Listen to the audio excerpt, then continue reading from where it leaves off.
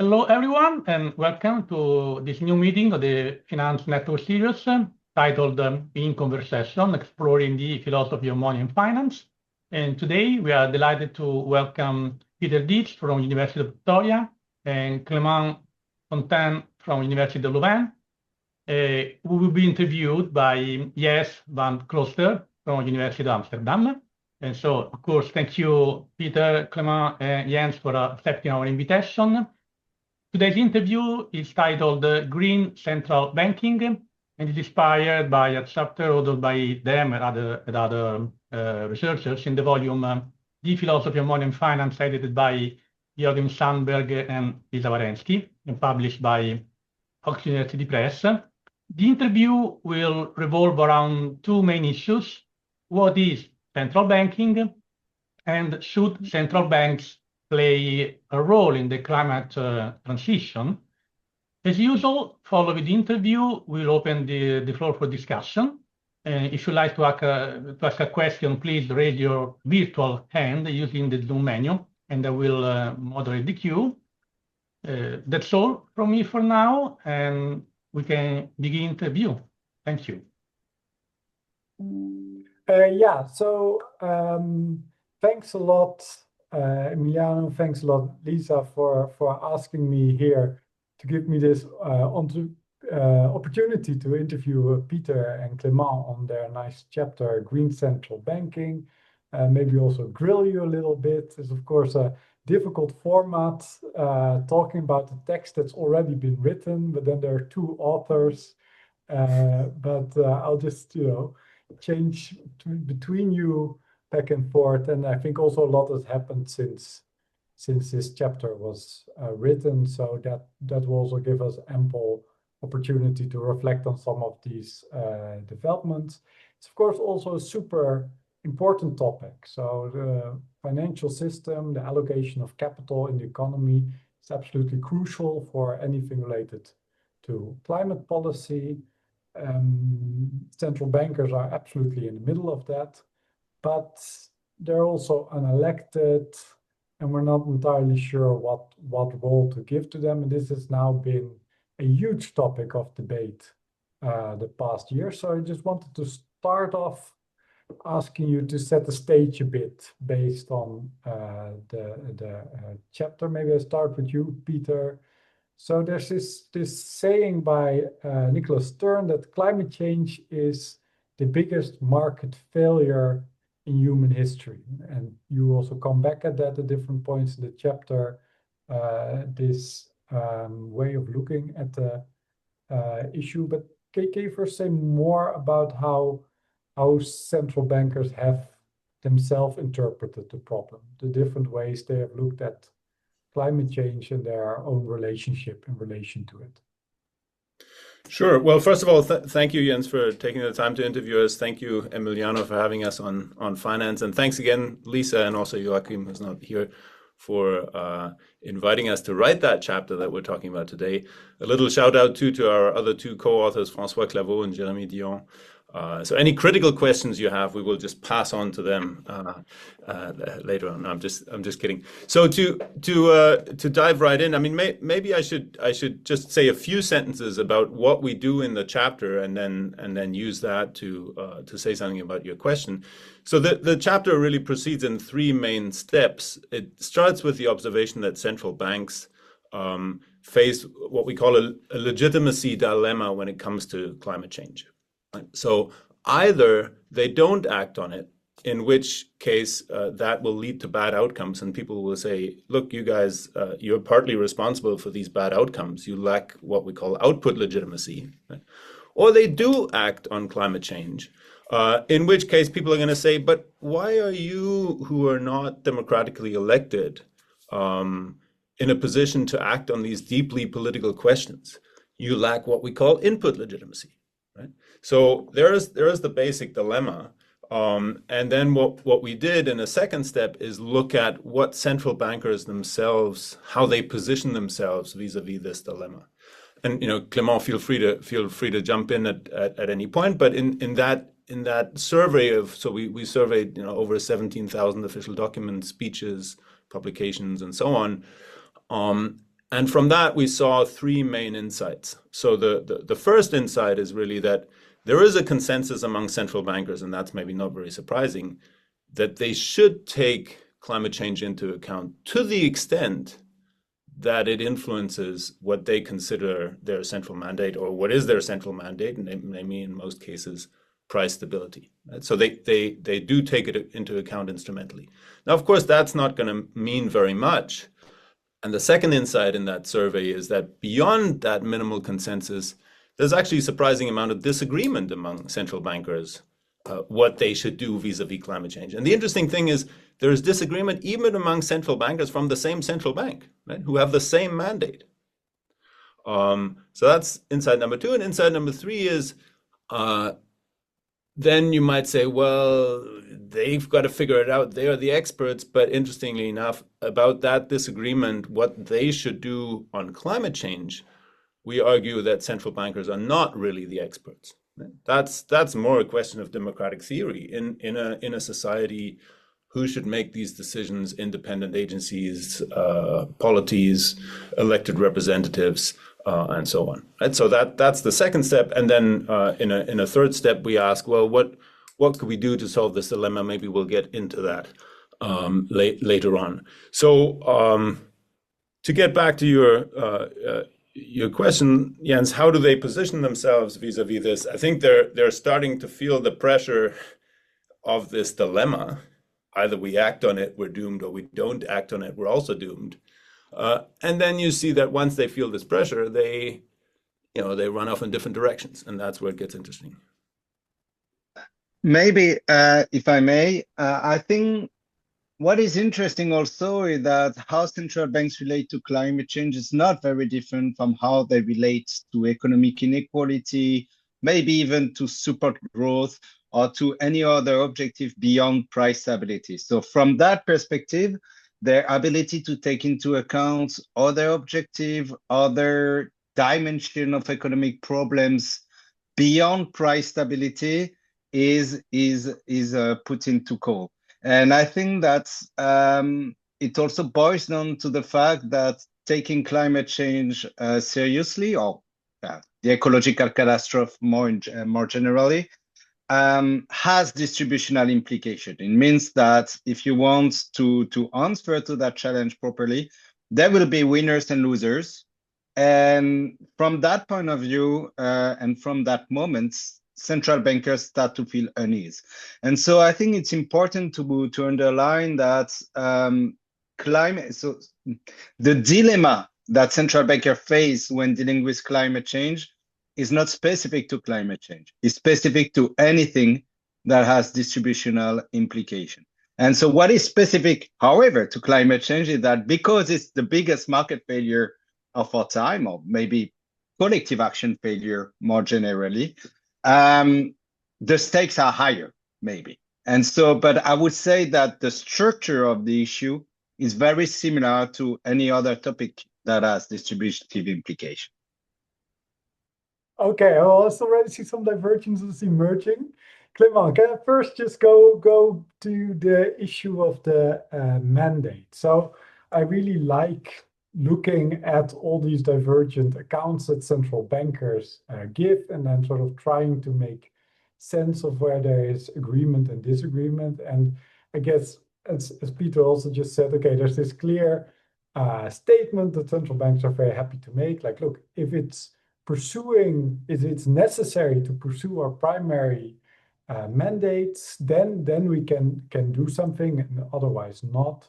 But then, of course, as you also show, central bankers really disagree on what those terms mean, on what the right interpretation of these mandates. These, maybe for people who are not familiar with these texts, these tends to be, a few sentences basically setting out what central bankers should be doing, and then that results in incredibly fine-grained policies with, at best, a tenuous relationship to the legal text. So I wanted to push you a bit more on that. So what does this mandate really do?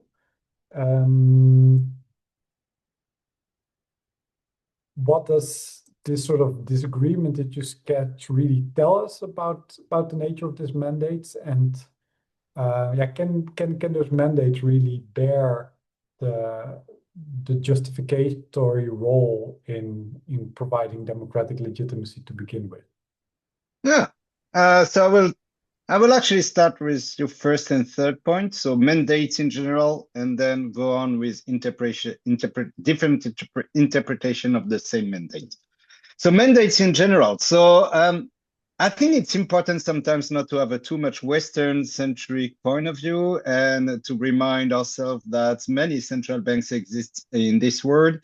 And some of them do have developmental goals. Some of them are asked to support government's priorities. And when it's the case, the mandate issue disappears. It's not an issue anymore. It's clear. It's straightforward. And when we see in some political systems, such as China is a clear example today, when the central bank is still following a developmental role, as it was the case for Western central bank in the 50s or 60s, then there is no dilemma. There might be a dilemma between different objectives of the central bank or different objectives of the government, the weights to caliber the climate change objective versus other objective. But it's not a dilemma related to the mandate, because the mandate is clear. There is a developmental goal. There is a support to be given to the objective as defined by the government. And so we have no dilemma. Now, it's more interesting when we talk, or it's more maybe frustrating when we talk about a very specific type of mandate, which is the mandate related to what we call the central bank independency template, which is a fantasy from the late 80s, early 90s, that there is an ideal world where we have our central bankers that only commit about price stability, and then with a magic wand, all the other economic dimension align, get perfect, stable, balanced, and so forth and so on. And now this mandate is problematic because it's ambiguous. Because price stability, we can see it today, and we might see it actually even more tomorrow and the day after that. Price stability is an ambiguous concept. A lot of things can be plugged in, and if you say that, hey, the central bank has the legitimate in the mandate of the central bank should care about everything related to price stability, then there is a big issue of mission creep potentially. So it would mean that central bankers, they should take care about how workers fixate their wages, about government deficit, and about any kind of economic factor that could have an impact on price stability. And so from that point of view, price stability, because it's so vague, because it's so ambiguous, it's actually a political battleground or technocratic battleground for central bankers to define it as aligned with their values, with their vision of the world, and with also the dominant paradigms of the time. And I think that's what we saw in the chapter. That's what we show, in the chapter. Some central bankers were convinced, I would call them entrepreneur, climate entrepreneur maybe, like Frank Ederson, Isabel Schnabel, were convinced that central bankers should take care about climate change issue. Then they define the price stability mandate in a quite open way to integrate climate objective. Those who are more hawkish, who are more, let's say, conservative in their worldview, they define price stability restrictively so that the central bank would just, behave in a 90s classic style, only adjust slightly interest rate, be obsessed about inflation and nothing else. Yeah, that's how I would take it. Peter, you want to comment on this? Yeah, maybe just two quick observations. I mean, the first one, and this comes back to Clément's observation that additional issues arise under the central bank independence paradigm, right? So mandates, when you delegate to an independent agency, necessarily involve discretion, right? Otherwise, you wouldn't be delegating anything. So as soon as they involve discretion, then that opens the room for disagreement, right? And so those are some of the disagreements that we documented in the chapter. Now, the second thing is that when you adopt this central bank independence rather technocratic perspective, you're kind of nudged to expect central bankers to have an impartial interpretation of this mandate, right? But I think that would be misleading because central bankers also have political interests, right? And one kind of additional dimension that hovers over these disagreements that we've already talked about is their strategic interest in preserving the independence of central banks, right? So when that is the paradigm, when that is the name of the game, then they have a strategic interest in making sure that it stays that way. So any suggestion, any reform suggestions, we'll get to that when we talk about solutions, that involve taking maybe some of the decision-making power away from them, or asking them to coordinate with others, or being accountable to certain mechanisms, will be looked at with skepticism from that perspective. Yeah, maybe just I have a follow-up finger. I would also add that individuals evolve and learn. And so Benoît Cœuré, for example, who used to be a member of the European Central Bank Governing Council and Directorate, is an interesting example. He was quite skeptical at first about the opportunity of integrating climate change objective into central bank's purview. And the more the time goes on, and maybe the more he learns about climate change issue, and maybe the more there is epistemic pressure, he starts to be more and more open. And as he goes open, he also starts to interpret the ECB mandate differently and to open it up to the climate objective. So even within a single individual, you can see an evolution in how they frame and they interpret their own mandate over time. And second point, this is a very close profession. It's not a boys' club anymore, but it still does have a bit the feeling and the spirit. So you should expect divergence, but you should also expect a certain homogeneity within central banker stance. It's unlikely that any central banker would say that climate change objective is more important than the price stability objective, that because of the climate change objective, there should be twists to their independency statutes. There's, if you want, some red lines, some what we call lower bound sailing that they would never go. They will never go through. So yeah, there are divergences, and I think it's important to stress them out. But there is also this sort of central banker ethos that would put a floor and a ceiling into what they say and what they claim. Yeah, thanks. Okay, so I think this already really helps us quite deep into sort of the reality of and complexity of today's central banking. But now when I hear you talking, and specifically the point, Clément, that you initially made, like, look, there was this old story, right? There was an old story where the idea is, okay, we're delegating this very straightforward task to central bankers. And then maybe there's a bit of discretion in the timing of interest rate setting. But at its core, the objective is clear, the long-term benefits are clear. And in that context, I guess I see a very strong case for central bankers not diverging from that from a perspective of input legitimacy, right? But then I guess when we move to more today's central banking, where that simple story is not just contested in terms of, okay, here's climate change, but also in a different understanding of the transmission of monetary policy, an understanding of the financial stability implications of monetary policy.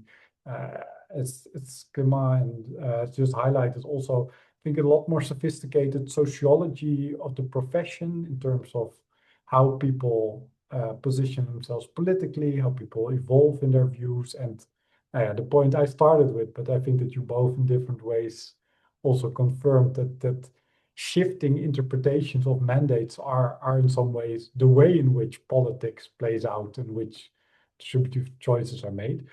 If you take that world of central banking, then I wonder whether you're not a bit too harsh on green central banking.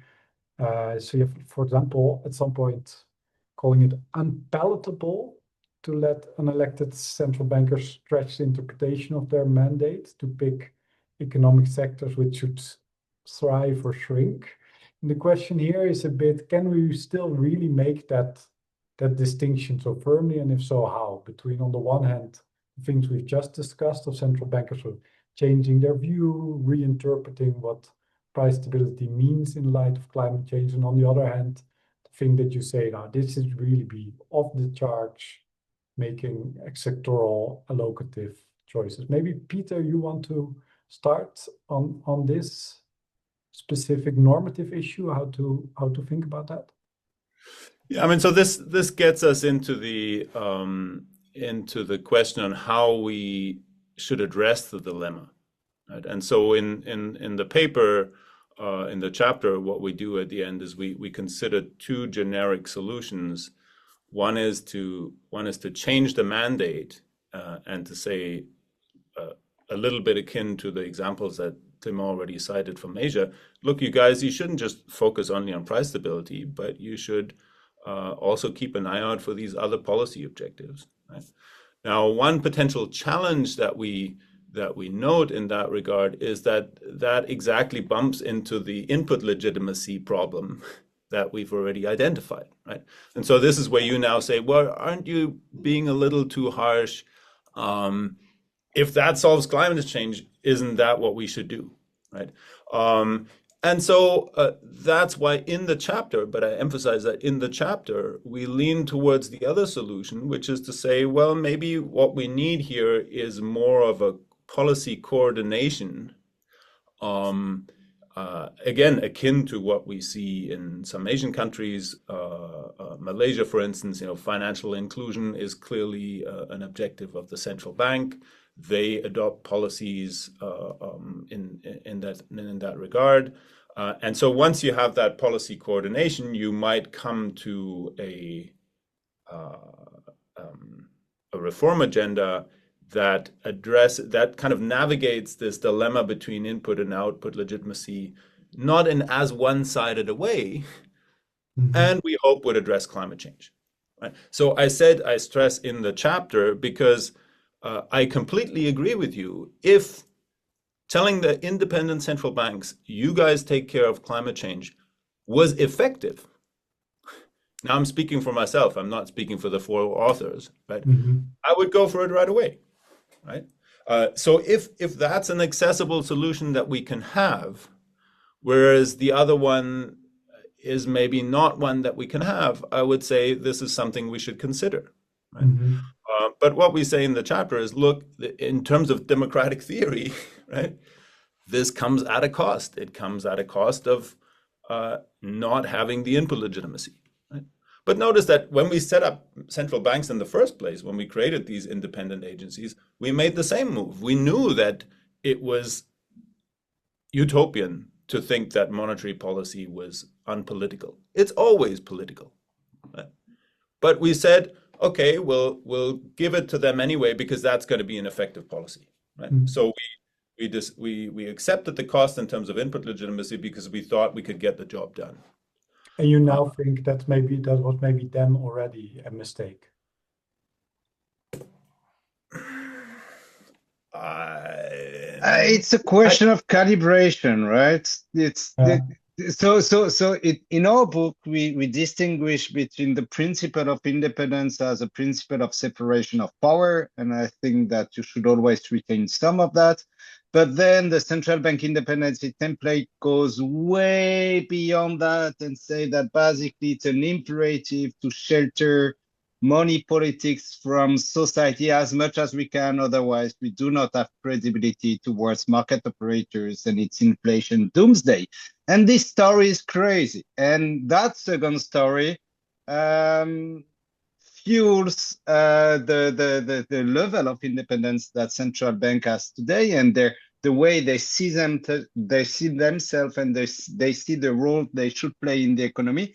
And I think this is not valid, and it has never been valid. But the first principle, which is separation of power in a liberal democracy, remain valid.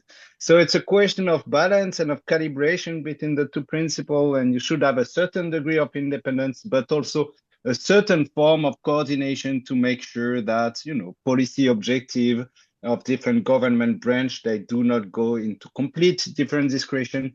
But with the central bank independency template and model, we completely gave up the idea of coordination. And our argument was that we should keep the principle of independence, but try to bring a bit more forward the principle of coordination, because we went too far. And we should also, I think, be sensitive to country context. So this is, I mean, we didn't have the space to get into that in the chapter, but I was just talking to someone from Bulgaria yesterday, and this was a similar discussion, and she clearly said, look, the political community is too small to trust politicians. There's not the technocratic expertise to trust politicians to not abuse that system for political motives. So giving it to an independent central bank is the best move. Right?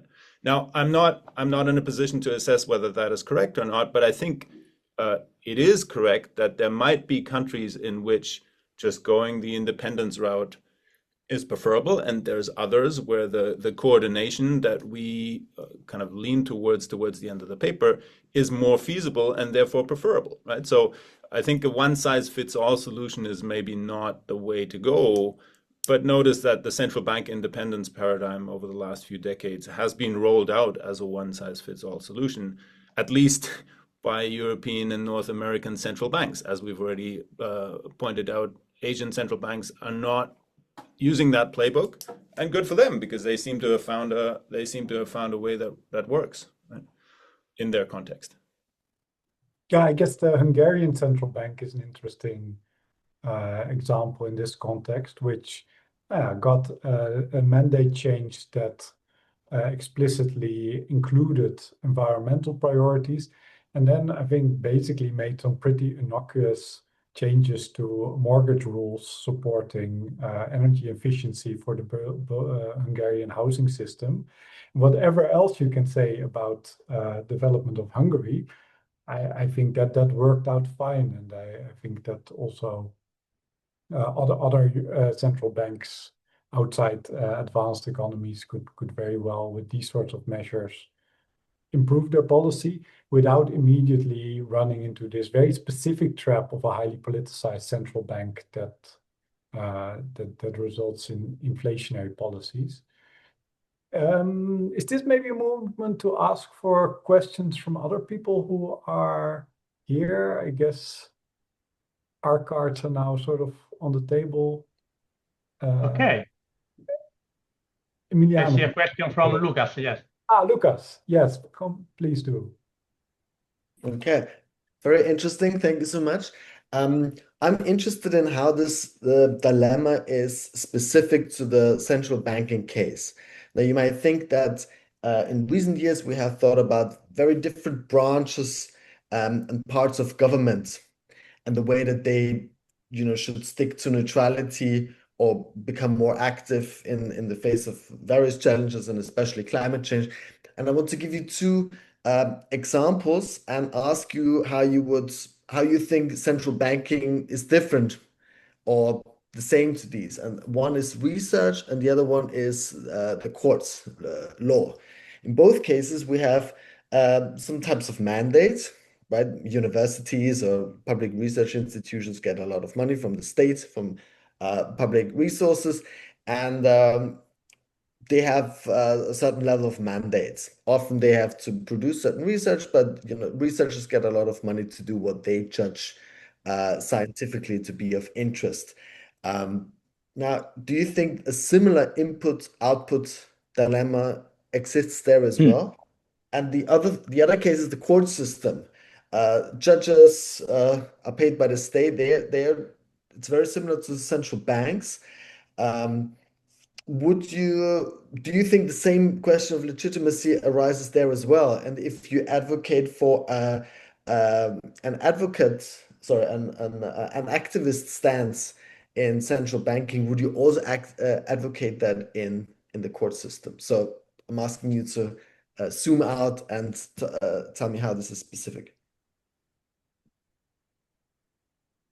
Peter or Clément? No, I can. you don't want to open the floor to other questions? We do one by one? Yeah, maybe it's Pardon. better to answer this question. Then we have a question coming from Aaron. Okay. Peter, start. I have some things to say about the courts. Yeah, I mean it's true that in the literature, central banks and courts are often discussed jointly, right? So, for instance, there's a paper by John Elster in the 1990s where he talks about this the case for independence and what we the parallels, both the parallels and the asymmetries maybe between those two cases. I think one of the aspects that maybe is slightly different here, but I'd have to think more about this, is that in terms of the input legitimacy for courts, right?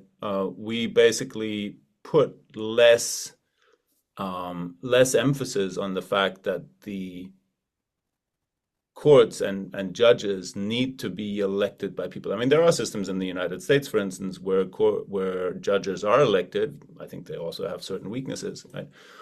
But when it comes to this dilemma, I think at least I would at first sight say that the dilemma is not as pronounced because we don't put an emphasis in the division of power in our society between legislative, executive, and the courts on any requirement to have the courts have input legitimacy, right?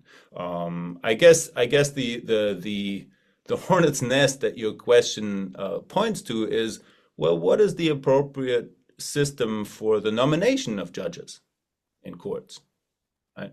And so I think there are certain questions that arise there, but I would at first sight say we don't need as much input legitimacy when it comes to the courts. In fact, we don't want it in that case. Now, research is an interesting case. Academic freedom, non-interference with universities. I mean, this is certainly something, again, if you look in the history of universities, this was a big problem, right? So you had politicians interfere with the nomination of academics and so on. And so we just said, okay, in this new model that is preferable, we don't want that interference, right? We don't want politicians to be able to block the nomination of people or to promote the nomination of certain people who are closer to their views. So I think there are certain maybe superficial parallels between the, or in some case even important parallels between the three cases, but there are also some differences. That's not a very satisfying answer, but that's what I have at the moment. Clément? Courts, they are the best example. They are the closest cousins of central banks. Since indeed you have actually a paper by Charles Goodhart that I love. And in this paper, he shows that courts and central bank within the same country, they look more alike than central banks together or courts together.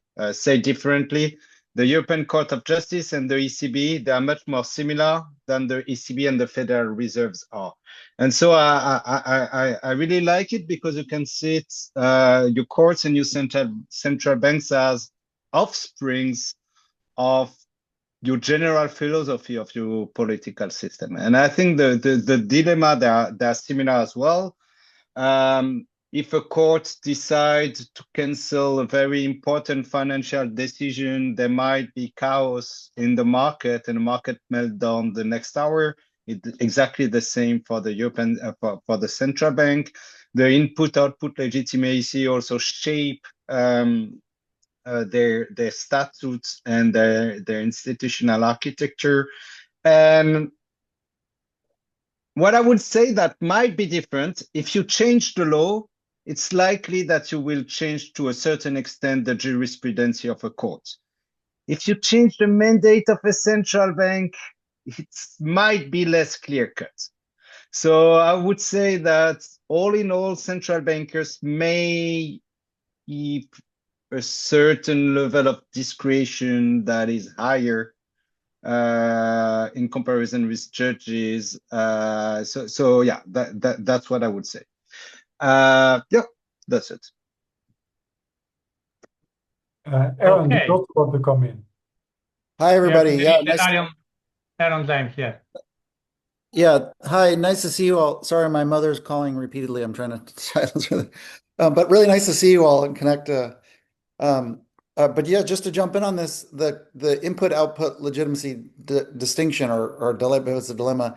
I thought sort of an interesting case to sort of explore whether the dilemma pinches or not is I mean, it's sort of like central banking, but suppose, I mean, one scenario, right, is you leave central banks with a narrow set of functions with relative insulation and independence of the kind we already have.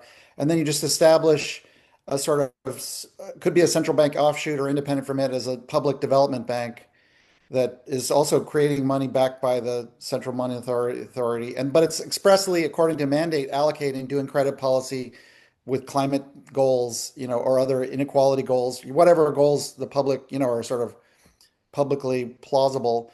But then it could also be politically independent in the same way with roughly within the template, because it's not morally neutral or allocatively neutral.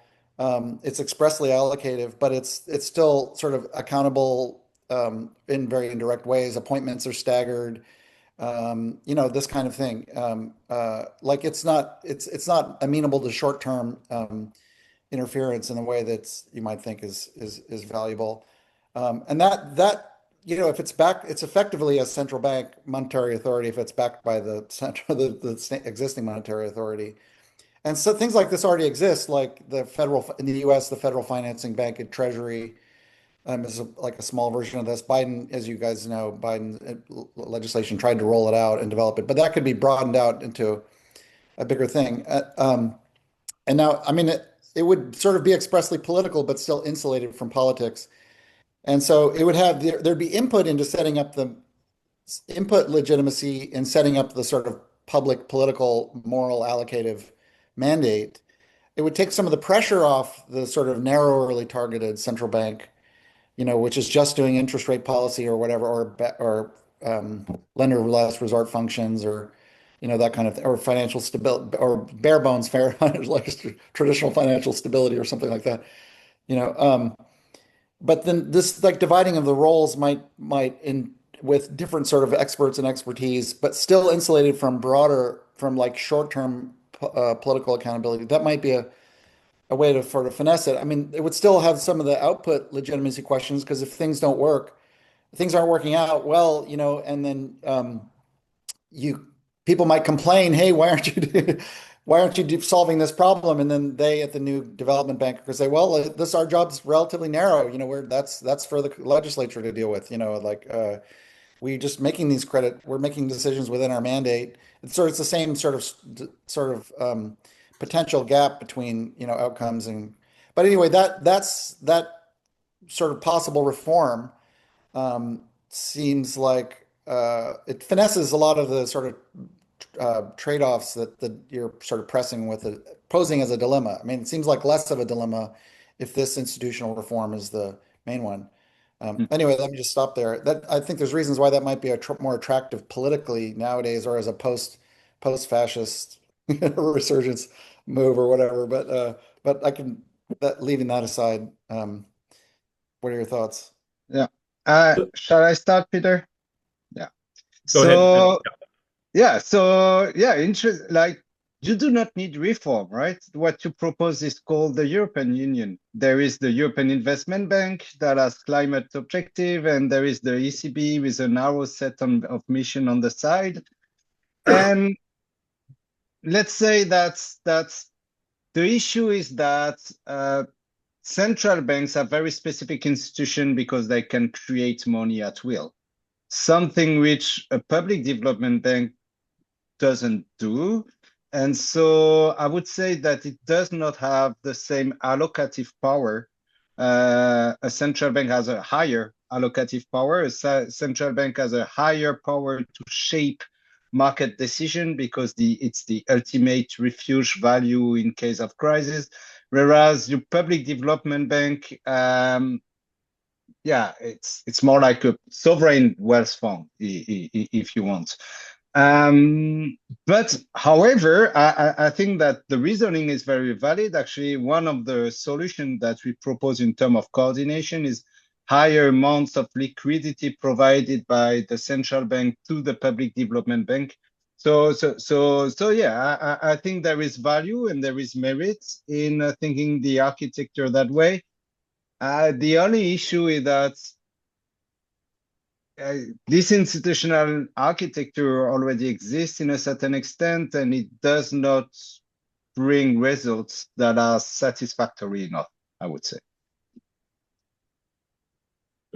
If I can add 3 quick points. So the first one reinforces something Clément's already said. I think this fits into our broader idea of diffusing the dilemma by getting out of the central bank independence box. Right. So as you just said, this is not Aaron, as you just said, this is not a dilemma that is set in stone, but it's an artifact of the central bank independence paradigm. Right. So once you have more coordination, you diffuse the dilemma. Right. And I think the approach that you outlined is one of the ways to navigate that path. Right. And I agree with everything Clément has said on the pros and cons of that particular path. Right. Now, here's the second remark, and that is something that we've emphasized in previous work on inequalities. Right? I mean, one thing that we want to avoid in those contexts, if you have these 2 institutions, right, is that one institution has to mop up the unintended negative consequences of the other one. Right? And so I think what we want to make sure in the context of climate change is that the central bank is not part of the problem when it comes to climate change, that then your public investment bank has to address by investing more in green or investing less in fossil fuels, right? So I think we actually have to, and that's where I think there's tons more interesting work to be done. We have to point to the ways in which currently the financial infrastructure, including what central banks are supervising, is part of the problem. Right? So, yeah, sorry, you have a third one. So just the last point, and that's in that category, right? So you might look at the last couple of decades and say, central banks have actually come a long way when it comes to green policy. Right? I would say we're only at the beginning of what they need to do. So here's one example. This is something I've looked at in the meantime. The whole supervision of what kind of credit gets created by commercial banks. In a context where externalities are not fully internalized, they look at fossil fuel companies and they say, hey, this is profitable. So should I lend to them? Sure. Right? So there's tons of commercial bank lending still going on to the fossil fuel sector. This is supervised by central banks. They monetize and authorize all these credits in the payment system, right? So you might say, well, they're partly responsible for this, right? So again, they're part of the problem, right? Now, if you then had a public investment authority that threw tons of money after green, that wouldn't really solve that problem because there would still be all this money flowing into fossil fuels, right? So I think we're only at the beginning. We're only scratching the surface of the ways in which the current way in which we organize the financial architecture is part of the problem when it comes to climate change rather than part of the solution. Yeah, I just want to add another example to what Peter just said. Okay, let's imagine that there is an inflation shock because almost trades are closed. And let's imagine that because of this inflation shock, central banks have to raise interest rate again. Now we know that higher interest rates, they hurt more specifically sustainable energy company because they are more capital intensive than oil company and so forth and so on. The only idea to remember here is that raising interest rate is supposed to help fighting inflation, but it comes at a cost, and the cost is that sustainable energy company will suffer and will lose market share. Now, if on the side you have your public investment bank that finance renewable energy company, it just, it doesn't make any sense. One government agency is going against the other one.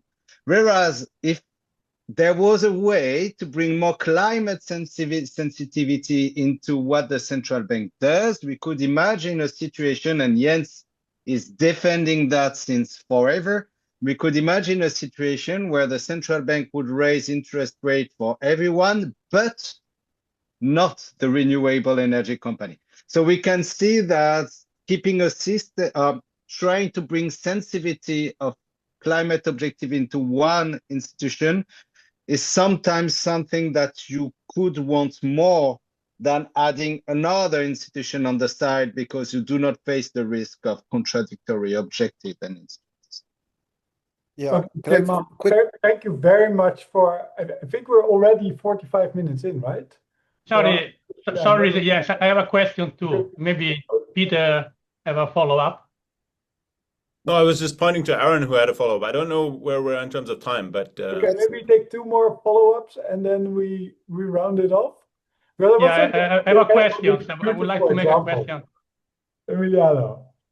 Yeah, thank you. I was thinking about what Peter was saying, and so I have a kind of ontological question. And so, what defines the nature of central banks? I'm thinking of, for instance, the Bank of Japan, the Bank of Switzerland. If a central bank can buy assets on financial markets, as they do, does this blur the distinction between central banks and commercial and investment banks?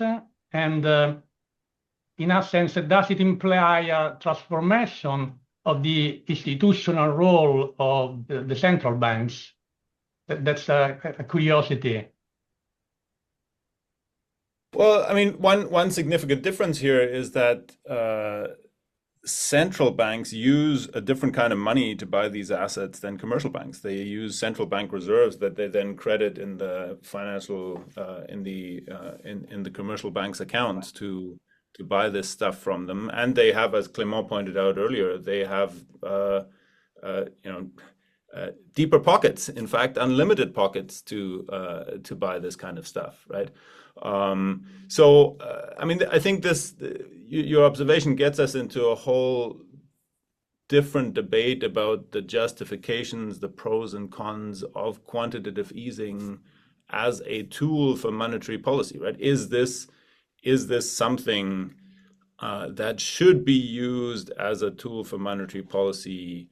If so, why or why not, right? And so one of the arguments or one of the links to the climate debate is that people have pointed out, look, when they did this, when the central banks used these massive asset purchases in order to influence the market, they did so using the market neutrality principle, which is being criticized by Jens and Clément in a different context. In other words, they also bought fossil fuel interests, right? And so they were, again, part of the problem rather than part of the solution, because that gave fossil fuel companies better access to capital in the future, right?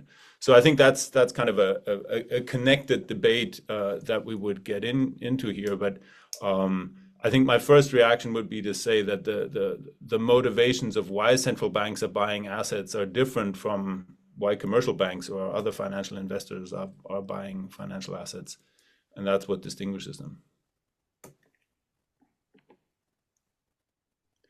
Okay. I know that Aaron had a follow-up. Yeah, quick follow-up.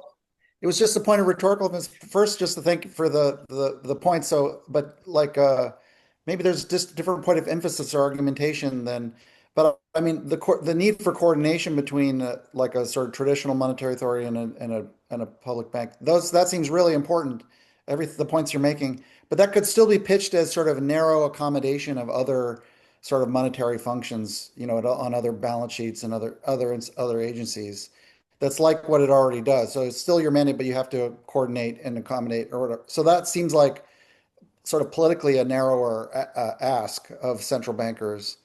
But then on the other hand, if the real challenge, if public banks, development banks already sort of exist in various forms or another, the crucial point is not that their independence is somehow it should be revised. It's that their lending capacity, their monetary creation and allocation capacity is like just dramatically underestimated and should be ramped up. So the point and the idea is just seeing them as creating money. They do create money, especially if they're directly backed by the central bank. I mean, in principle, they can run perpetually in deficit with an implicit backing or a formal backing, over time. So that they don't have to have balanced budgets, for example. Another key point of emphasis would be that, like, if there's inflation worries, the crucial thing is that if these are well allocated money creation, then that's non-inflationary or even deflationary over time. So the emphasis is not that we need to limit money creation by sort of sound money strictures. So it's more like a sovereign wealth fund, but that no, this is a money creator and it's non-inflationary because it's allocated directly to productive uses or to new technologies that are deflationary over time. Those kinds of the core arguments are less political and more about what public banks can do that commercial banks don't do, that a traditional narrow monetary authority would do. That seems like this is just a point of rhetorical or argumentative emphasis. It's consistent with everything you said, I think, but that way seems promising. It's less about the politics because this is a political mandate, but it's more about the possibilities of public banking that are now neglected. But anyway, this is all way out of your dilemma still, so it's still, yeah. I think, as we said earlier, and Clément, correct me if I'm wrong, I think that proposal fits into the broad category of, okay, let's have more coordination. Here's one way to have more coordination. Where I'm a little skeptical, but this might get us to further discussions, is when you say, well, this particular way of doing things is going to be less political than others. I think they're all equally political. So we need to reverse the depoliticization of central banking and monetary policy. Right now, strategically, it might be a good idea to keep some of the veneer of not exactly now, yeah, Peter.